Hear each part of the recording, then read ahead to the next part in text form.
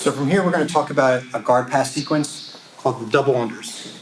So notice I have both my arms underneath of his legs, not over top, and certainly not one in, one out, where he can put me in a triangle real easy. So when I'm here, I'm controlling like this. In no gi, I can just cup around his thighs. In gi, I can grip his pants right here, and I can start to pick him up and put him on my lap. I want to elevate his hips off the ground, making it more difficult for him to defend. I want to keep my head low like this.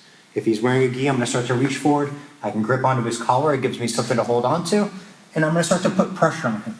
Notice that I'm smashing his left knee towards his right shoulder, and his hips are elevated off the ground.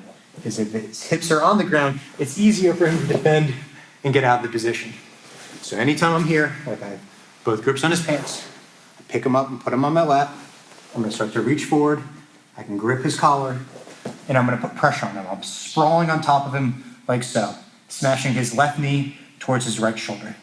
From here, I'm just going to walk to the side, and look how I just sprawl my hips forward, which is naturally going to pass his leg around and over my head, and then I can go for head control and an underhook on the far side to stabilize and side control. So again, I have double unders here.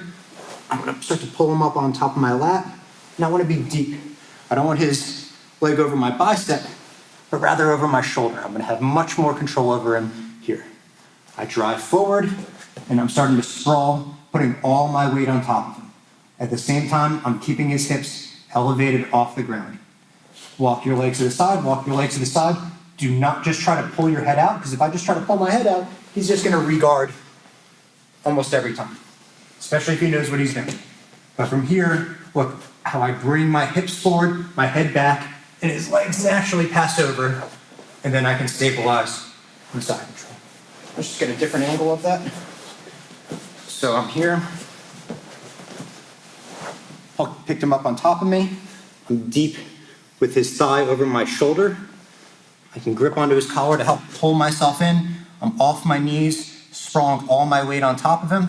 Walk to the side, and watch how I sprawl. My hips go in, and my head comes back. His leg will naturally pass over my head, and then I keep pressure on him as I go to head control. Arm comes around for an underhook on the far side.